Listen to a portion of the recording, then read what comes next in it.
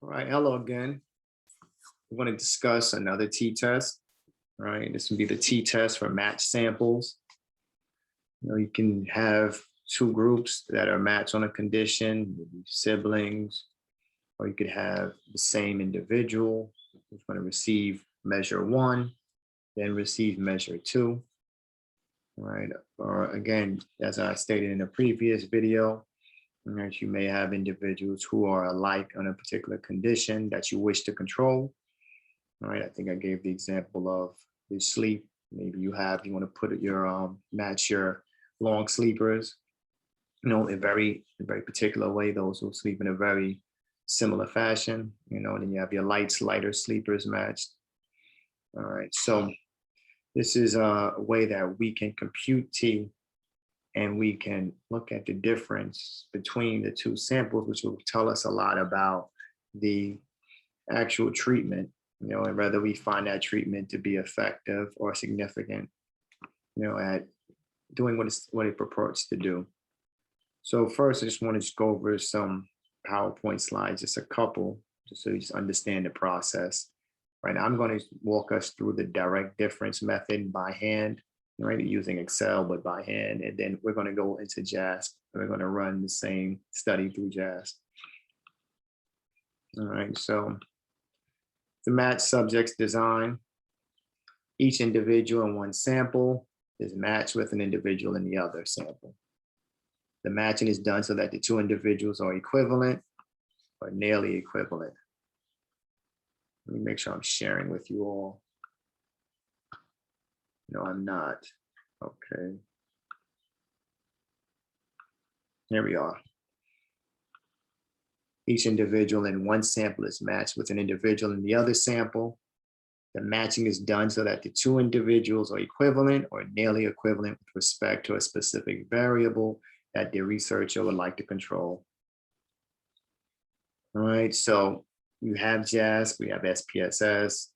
If you're working by hand, you draw samples from a population, you calculate the means for the two samples, and you have the difference between the mean for each pair.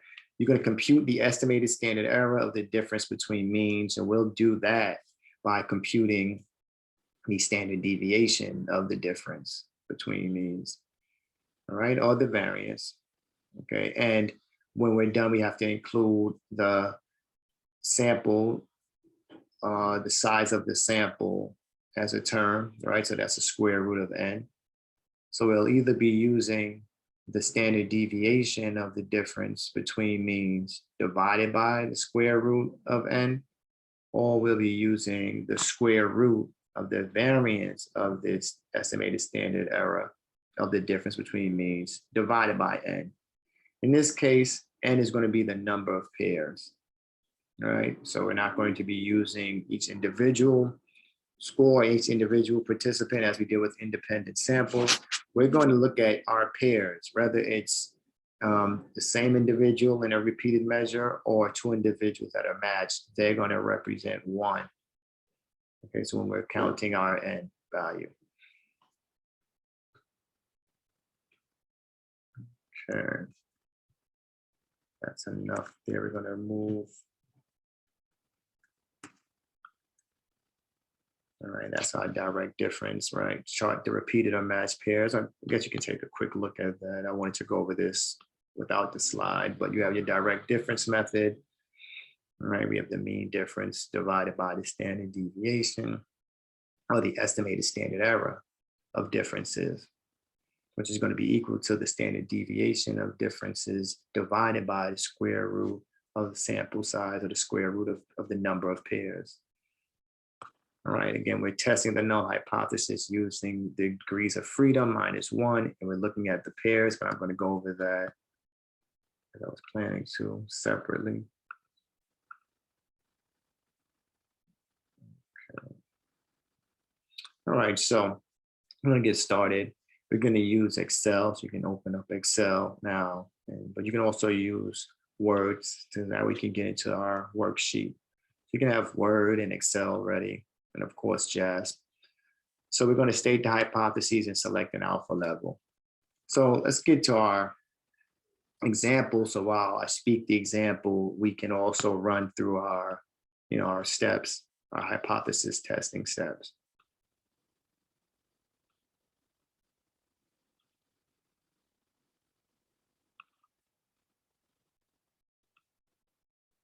All right, so I'll do a little bit of reading. All right, swearing is a common, almost reflexive response to pain. All right, now, some may say I don't swear, others say I'm not allowed to swear, whatever. Say, what? I don't swear just because I'm feeling pain. But this is just a study, right? So we're looking at a study and we're going to use this more so for an example to understand how to run this match samples t-test. All right, so you had Stevens, Atkins, and Kingston in 2009. They conducted an experiment comparing swearing with other responses to pain. In the study, participants were asked to place one hand in icy cold water for as long as they could bear the pain. Half of the participants were told to repeat their favorite swear word over and over for as long as their hands were in the water. The other half repeated a neutral word. The participants rated the intensity of the pain. So again, this data is coming from the participants, and now, it's a little different, right? We're not necessarily observing the pain, or there's no scale of blood pressure, right? It's coming from their word of mouth. But, again, psychology, we have difficulty in sometimes, assessing these constructs. This is, the name of our game as psychologists versus what biologists and the chemists are looking at. Okay, so you had the other half. Half of the participants were told to repeat their favorite swear word over and over for as long as their hands were in the water. The other half repeated a neutral word. So you have the swear versus a neutral word. The participants rated the intensity of the pain, and the researchers recorded how long each participant was able to tolerate the ice water. After a brief rest, the two groups switched words and repeated the ice water plunge. Thus, all the participants experienced both conditions, swearing in neutral, with half swearing on their first plunge and half on the second. All right, so we have these results, and we're going to test these results, see if we find significance between the two conditions. All right, so I'll quickly just pop the Excel. So you can take a look at the Excel sheet of the data that we're going to be working on. So you have the neutral word, the curse words. This is just about pain response. Then we have our hypotheses, our null hypotheses, right? That the population mean of differences is equal to 0. So there's no difference between the neutral word and swearing conditions. The alternative, there is a difference, right? And we have alpha set at 0.05. We're going to also locate our critical region. Degrees of freedom, we have 9 pairs. You can see here again, we have 9 pairs running from A2 in B through A10 in B. A10 and B10, I should say.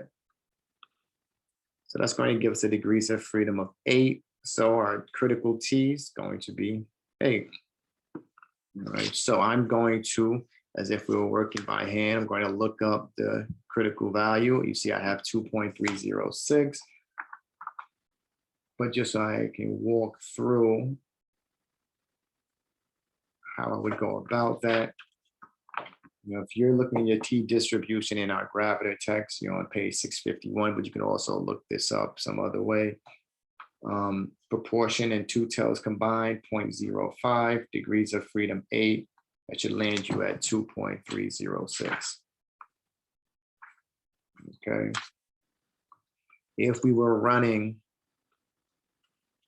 a 1-tail test, meaning that we're expecting a particular direction.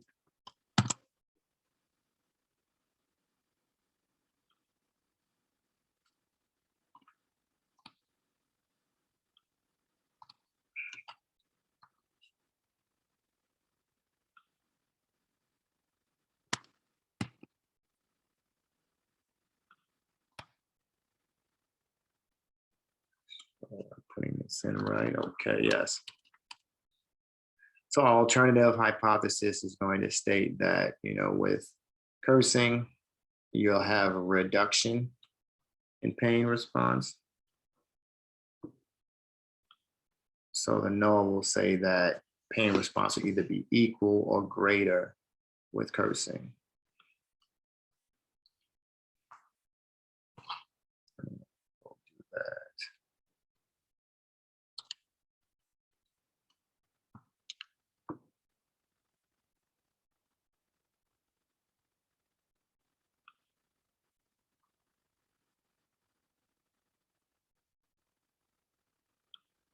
Sorry, I'm moving kind of slow, getting my symbols together.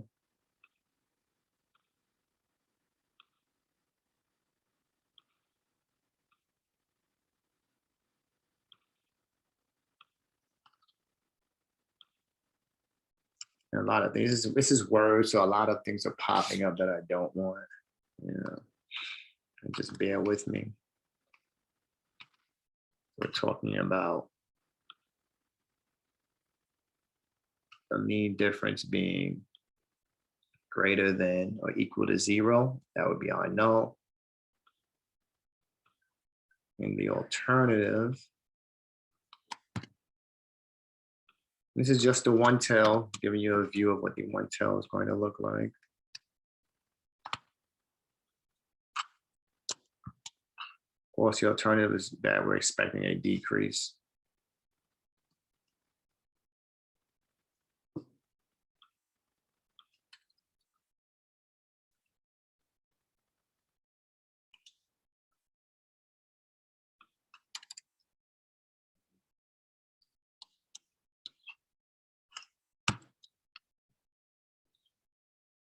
So instead of just saying there's a difference, we'll give it, say there's a decrease.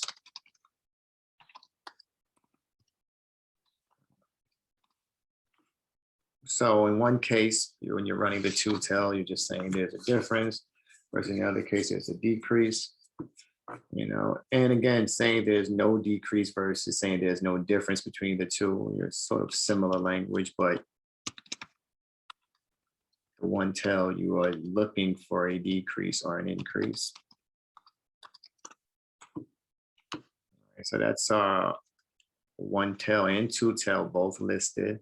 I'm going to delete the one tail descriptions, so that way we can just have our two tail that we'll be looking at. Okay, so or maybe I'll just minimize.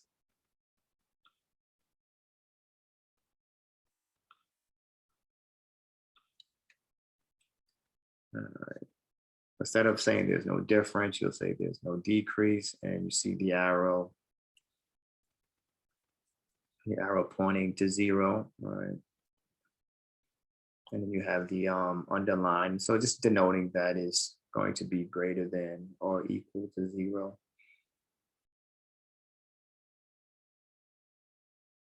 Versus a decrease, stating that, the population mean of the differences is going to be less than 0. It's basically just a decrease, right? We're going in the opposite direction. So I know the language can be somewhat tricky to get. All right. But again, we're just going to focus on our two tail for right now. So we have our hypotheses and our alpha level set. We have 0.05. We have our critical t value. So we know what t value that we're looking for.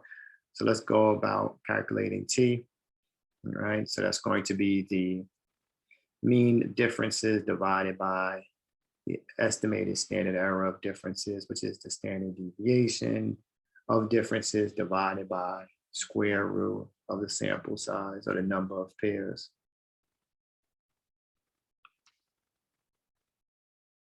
And again, yes, you can use the square root of the variance of differences divided by the number of pairs. So we'll stay down here by number 3. And here's what the formula for the variance of differences will look like. Maybe we'll just use that formula.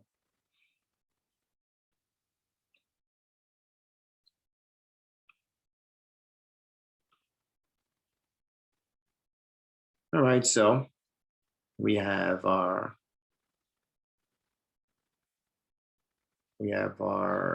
two groups. We have the neutral respondents and we have the curse word respondents, and you can see that we have scores that, of course, they're different, but we wanted to tabulate the differences, the direct difference. So what we can do using Excel, I'm sorry, let me put that number back. Using Excel, we can quickly tabulate. So we'll say that in D2, which is the start of our difference column, going to equal, D2 will equal A2 minus B2, close parentheses. 2 is a number that came out. We can drag this down. And there we have it. So all the differences are up. If we want to calculate our mean difference here, we can do that. Typing equal average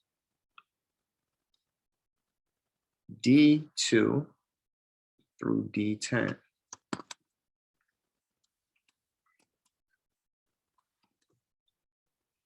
And gives us a mean difference of 2. All right, we can also kind of speed the process, and let's want to take the variance of differences.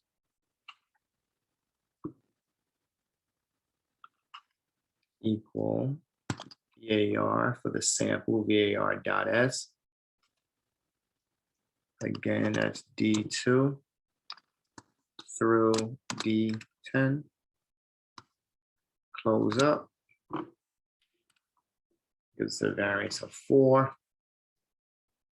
Standard deviation should be 2, but let's just process. So let me do some abbreviation.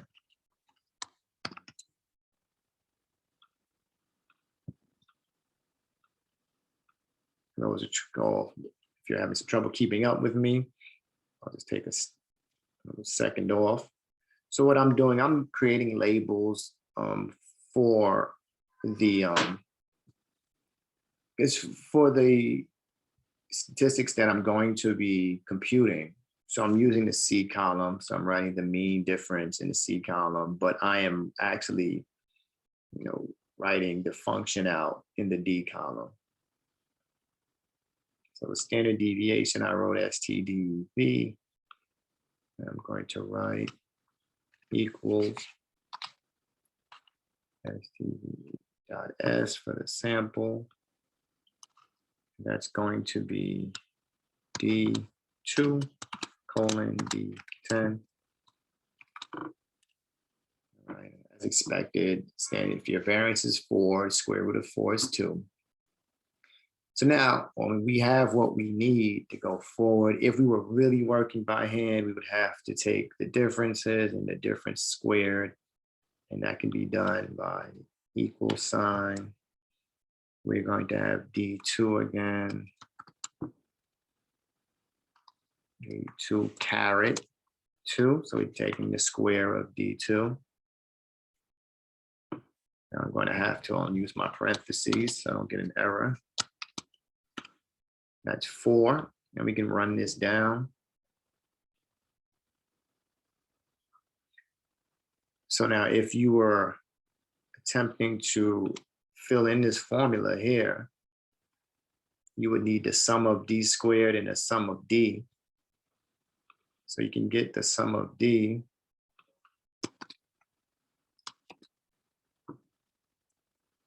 by just taking this sum, and you can write it into Excel, equal sum, and where are we at? That's D2,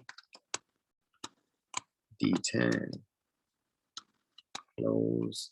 That's going to give us 18. Sum of D squared I'm allowed to use, I don't think I can use the hyperscript, but I'll just say d squared. And again, we just take the sum of this column. It's going to be F2 through F10. All right, so we have 18 and 68. And so again, let's just do it, right? We're working together. Again, I don't expect many of you to even wish to do this by hand, but just for the sake of it. We have 68 minus 18 over n, right? We know n is 9. And we're dividing by 8 when we're said and done. So, sorry, this would be 18 squared.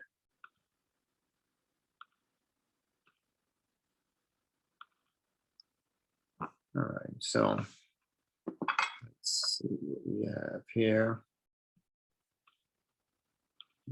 Okay. Let's see, 18.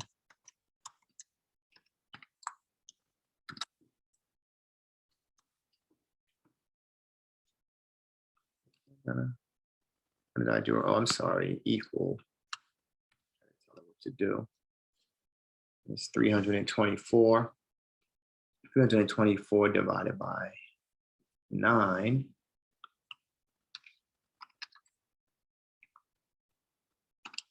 It's 36. Okay, so we have 68 minus 36.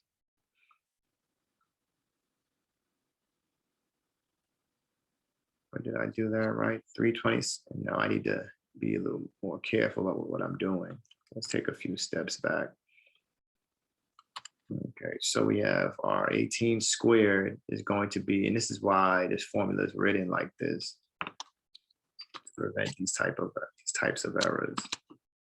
Okay, so let's just be more cautious. I'll be more cautious.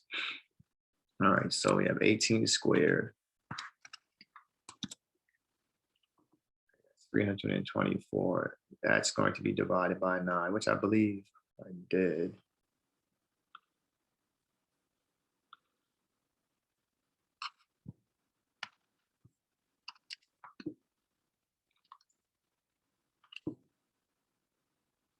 All right, so we do have 36. All right, just want to be careful and extra careful.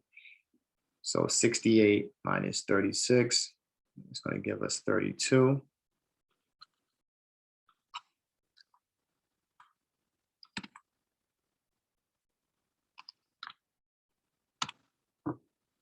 All right, and we have 32 divided by 8.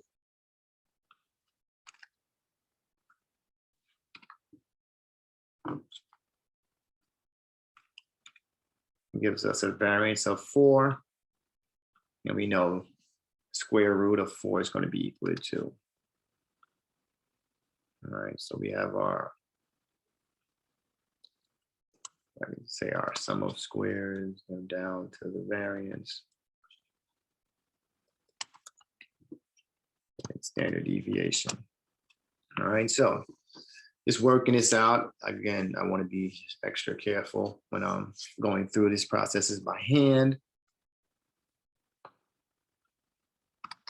All right, so that's just full out, for you to get the numbers that you need. Again, you have your mean difference at 2. And in order to get the t value, you're going to have to divide that 2. And let's go back up to the formula. You have the mean of differences, which is 2.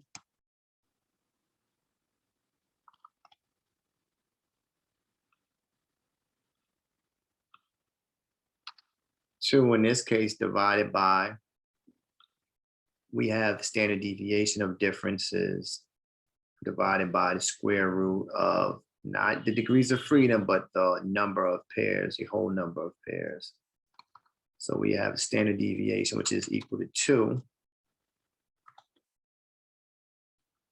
I'll give it some space, and we're going to have 2 divided by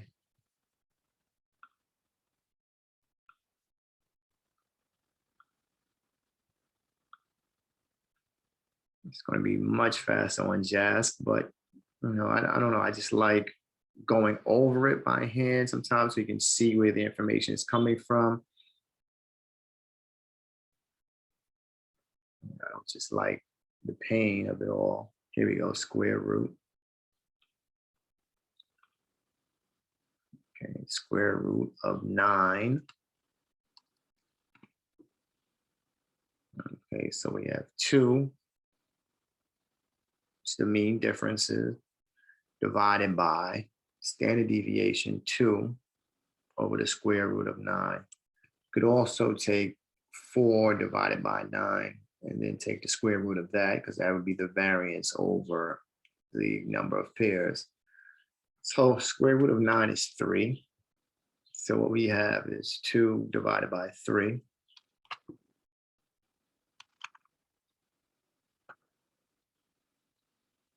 And again, we can just use, you know, you can always use Excel just to run as a calculator.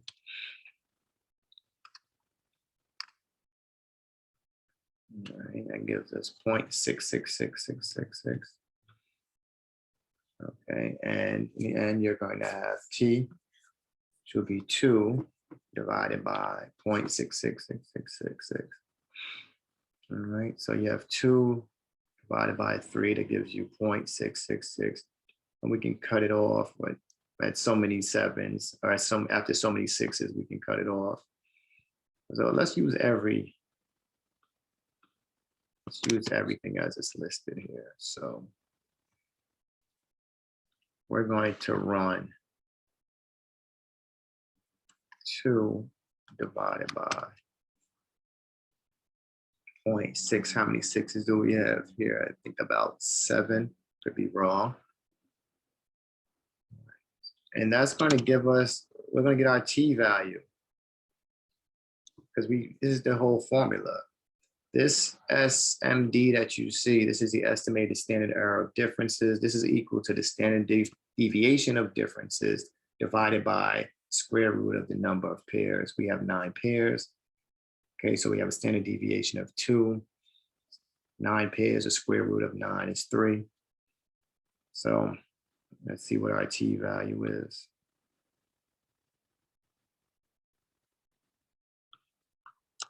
So T is going to be equal to 2 divided by, and T is equal to 3. All right, so this is by hand. T is equal to 3. Sorry that I got caught up a little hitch with the, we were looking at the, what was that, going through the formula for the standard deviation of differences. I just didn't want to have any mistakes and have to go back over it. Just being careful. So we have a T value that's equal to 3. We're working this out by hand.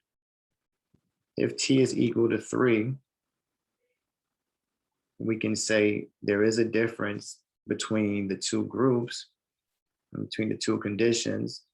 There's a difference between the neutral word and the swearing conditions.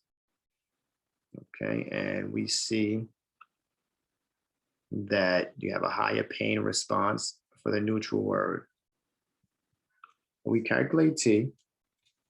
Sorry. Where's our decision? Make a decision. Here we go.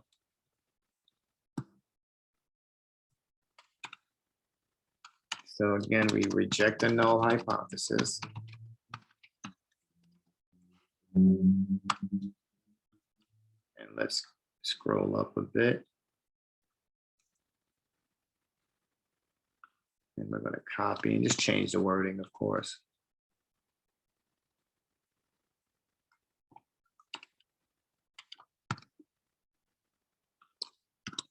There is a difference between the neutral word and swearing conditions. All right, so that's long. You can imagine if you, you know, using Excel, it kind of shortens it up. And again, you could just compute the standard deviation or the variance just by, you go to the differences and you can just run it down, standard deviation equal STDEV dot S, or the variance if you wish to use that. So it's not really as long as I'm actually making it seem if you're working on Excel. Right, so those who just don't have access to JAS but don't want to use it, you can use Excel and you can get through this pretty fast, I would say. I shouldn't say fast, but because you should always be checking your work, but pretty smoothly. We'll just say that. All right, so let's clean this up because we're going to use the JAS application. I don't want anything to be misread. Okay, so we have the neutral and the curse word conditions. Okay, so I'm going to save as an ODS. It is already saved as ODS. Should be familiar. Let's just replace. I'm going to open JAS and see what we have.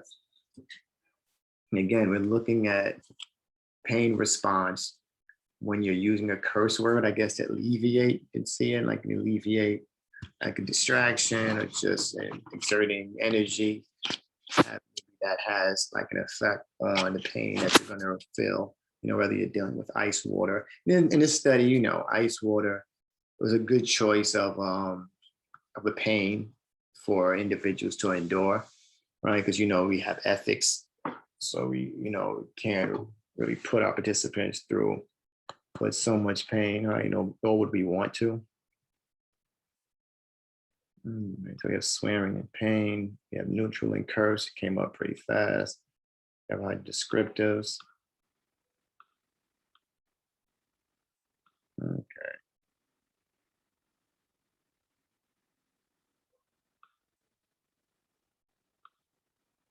Standard deviation. You have mean, median, and mode.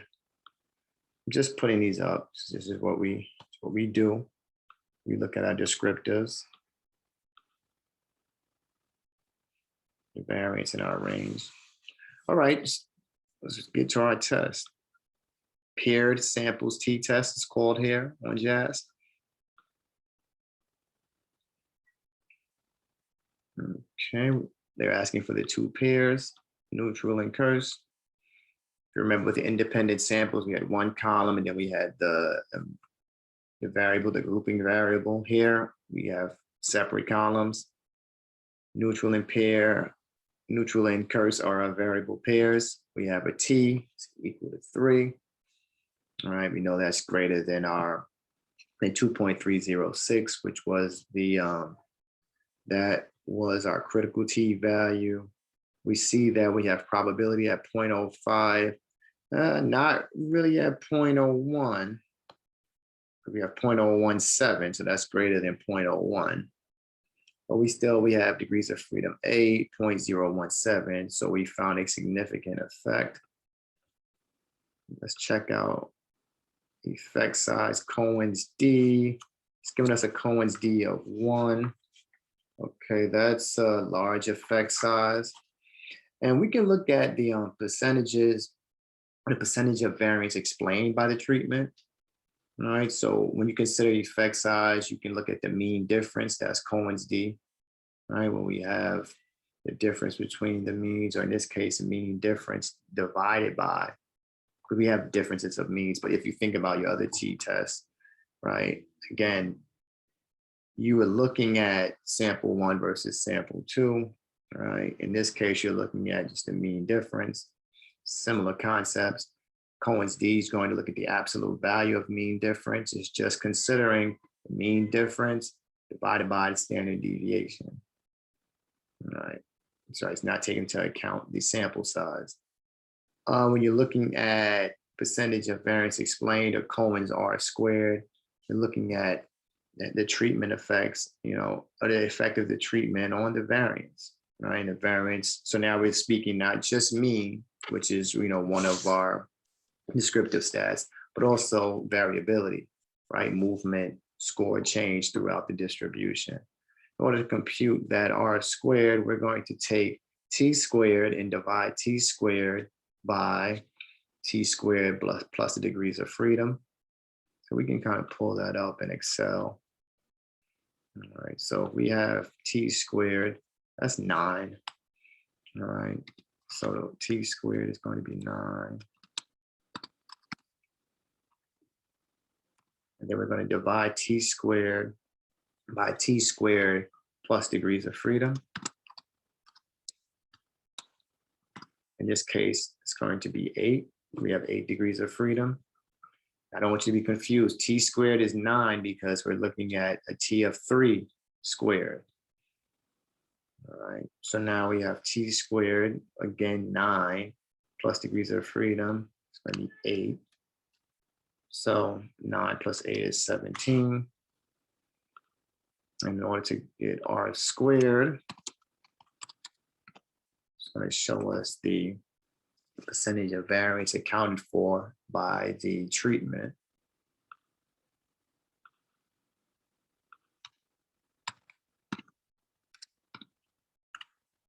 It's going to give us 0.529. So we can good with that. And that's that's a large effect. All right. And for those the gravity text, you can look at page 283, right? Kind of give some discussion on what these numbers will mean, or you have your low effect, small effect, medium effect, and large effect. Anything over 0.25 r squared, over 0.25 is considered a large effect. So Cohen's D's telling us we have a large effect, a large treatment effect, and so is the r squared. All right, is there anything left here?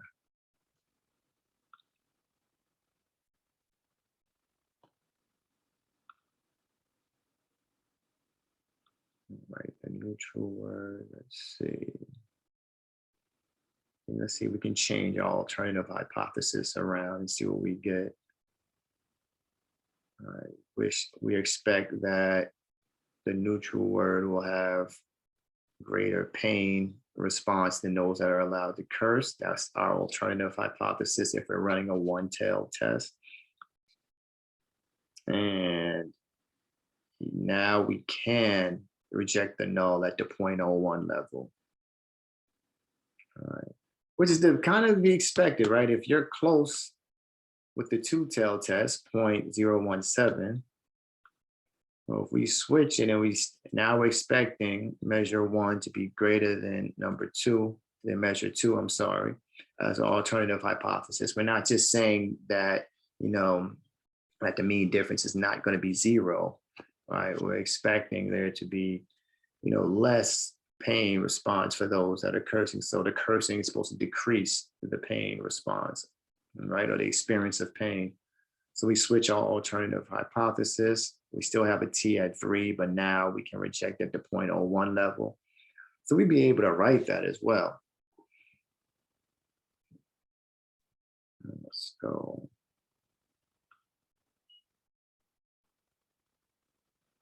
Using a one-tailed test. You can say t. I don't like when it does that.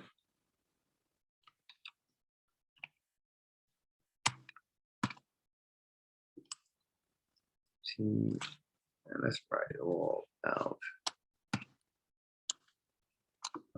Subscript, so I can write t computed.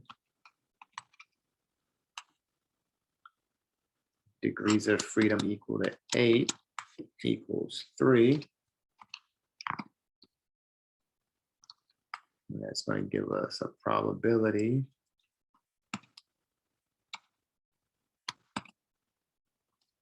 that is going to be less than 0.01. All right, and this is if we're running a one-tailed test. All right, not with the two-tailed test. With the two-tailed, we would only be able to reject the null at 0.05. Okay, so there is a difference between the neutral word and swearing conditions. All right, that's for our two-tailed test. And scrolling up, we can say there's a decrease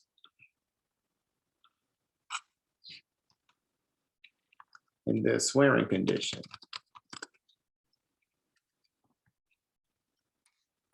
This, of course, you would select what you're writing, whether or not you're responding to a one tell or a two tell, whether or not your alpha is set at 0.05 or 0.01. I just wanted to put everything out on the board for you all. All right, so hopefully this went okay. All right, I think so. This is how we can run our t-test for match samples and checks effect size.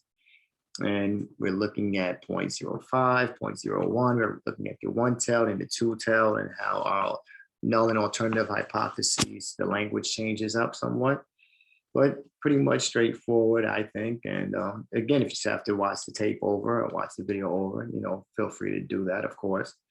And I'm here for any questions. All right, take care.